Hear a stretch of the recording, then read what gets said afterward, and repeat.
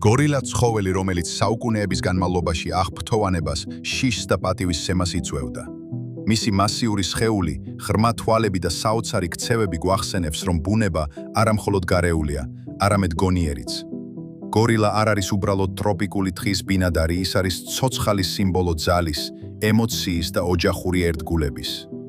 გორილები ორ ძირითად სახეობად იყოფიან: დასავლური და აღმოსავლური. დასავლური გორილა შედარებით ფართოდ გავრცელებულია, თუმცა მაინც გადაშენების საფრთხის ქვეშაა. მისი წონა 60-დან 275 კილოგრამამდე მერყეობს, ხოლო სიმაღლე 1.4–1.8 მეტრია. აღმოსავლური გორილა, ანუ მთის გორილა უფრო იშვიათია და ხშირად გადაშენების პირას მყოფად ითვლება. მათი ბეწვი უფრო სქელია, რაც მათ საშუალებას აძლევს ცივ კლიმატში იცხოვრონ. მიუხედავად იმისა, რომ ორივე სახეობა შთამბეჭდავია ფიზიკურად, მათი რეალური ძალა ემოციურ და სოციალურ ინტელექტშია. გორილა ბალახის მჭამელია. მისი რაციონი ძირითადად შედგება ფოთლებისგან, ხილისგან, ღეროებისგან და ზოგჯერ მწვანე ბამბუკისგან. მიუხედავად იმისა, რომ მისი კბილები და კუნთები შიშის მომგვრელია, ის არ არის მტაცებელი. გორილა ძალას მხოლოდ მაშინ იყენებს, როცა საფრთხეს გრძნობს და მაშინაც პირველ რიგში ცდილობს კონფლიქტის თავიდან აცილებას. გორილას სოციალური ცხოვრება საოცრად კომპლექსურია. ისინი ქმნიან ოჯახურ ჯგუფებს, სადაც ლიდერი მამრია, silverback, ანუ ვერცხლისფერ ზურგიანი. ეს ლიდერი არა მხოლოდ ფიზიკური ძალით გამოირჩევა, არამედ გადაწყვეტილების მიღების უნარითაც. ის წყვეტს, სად წავიდნენ, როდის დაისვენონ, როგორ იმოქმედონ. ის არ არის დიქტატორი, ის არის მამა, მრჩეველი და დამცველი. ჯგუფის წევრები მას პატივს სცემენ და მის ქცევას მიხვებიან. გორილები ერთმანეთს ეფერებიან, ეხუტებიან, თამაშობენ და ზოგჯერ ტირიან. მათი ემოციური ინტელექტი იმდენად მაღალია, რომ მეცნიერები ხშირად ადარებენ მათ ადამიანებს. ისინი იყენებენ ჟესტებს, ხმებს და თვალის კონტაქტს კომუნიკაციისთვის. გორილა შეიძლება გაბრაზდეს, მაგრამ ასევე შეიძლება იგრძნოს სევდა ან სიხარული. დედა გორილა შვილს წლების განმავლობაში ზრდის, ასწავლის, იცავს და უყვარს. ეს არ არის ინსტინქტი, ეს არის ემოციური კავშირი. გორილა ადამიანის გენეტიკის ოცმოდარმატრომეტ იზიარებს. ეს ნიშნავს, რომ ჩვენ და ისინი საერთო წინაპრებს უგავართ. თუმცა განსხვავება მაინც დიდია. გორილა არ აშენებს ცათამბჯენებს, მაგრამ აშენებს ურთიერთობებს. ის არ წერს წიგნებს, მაგრამ მისი ქცევა გვიყვება ისტორიებს, რომლებიც სიტყვებზე ძლიერია. რომელიც გვახსენებს, რომ გონიერება მხოლოდ ადამიანთა პრივილეგია არ არის. საზოგადოებაში ხშირად არსებობს მცდარი წარმოდგენა, რომ გორილა აგრესიული და საშიშია. ეს მითია, რომელიც ხშირად კინოში ან მედია სივრცეში ვრცელდება. მაგალითად, ვიდეოში გორილა მოერევს თუ ადმაინებით. იუმორით და ირონიით გვაჩვენებს, როგორ აღიქვამ საზოგადოება გორილას როგორც ბრძოლის მანქანას.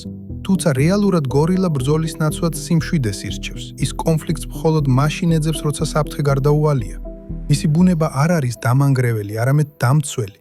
სამწუხაროდ გორილები გადაშენების საფრთხის წინაშე დგანან. ხეების გაჩეხვა, დაავადებები, განსაკუთრებით ადამიანური ინფექციები, როგორიცაა გრიპი და ებოლა. მათ პოპულაციებს სერიოზულ ზიანს აყენებს. გორილები ადამიანთან გენეტიკურად იმდენად ახლოს დგანან, რომ ჩვენი დაავადებები მათთვის სასიკვდილო შეიძლება აღმოჩნდეს. ბრაკონიერები კი ხშირად კლავენ გორილებს არა მხოლოდ ხორცისთვის, არამედ ეგზოტიკური ტროფეებისთვის, რაც კიდევ უფრო ამძიმებს მათ მდგომარეობას. გარდა ამისა, ხეების გაჩეხვა, განსაკუთრებით ცენტრალურ და დასავლეთ აფრიკაში, გორილას საცხოვრებელ გარემოს ანადგურებს. როცა ტყე ქრება, გორილა კარგავს საკვებს, უსაფრთხოებას და სოციალურ სტრუქტურას.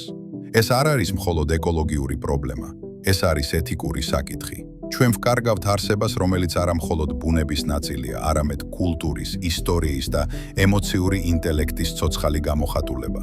ბუნების დაცვის ორგანიზაციები, როგორიცაა WWF და Dian Fossey Gorilla Fund, აქტიურად მუშაობენ გორილას გადარჩენაზე. ისინი ქმნიან დაცულ ტერიტორიებს, ატარებენ კვლევებს და რაც ყველაზე მნიშვნელოვანია, თანამშრომლობენ ადგილობრივ მოსახლეობასთან. ეს თანამშრომლობა კრიტიკულად მნიშვნელოვანია, რადგან გორილას დაცვა მხოლოდ გლობალური კამპანიებით ვერ მოხდება.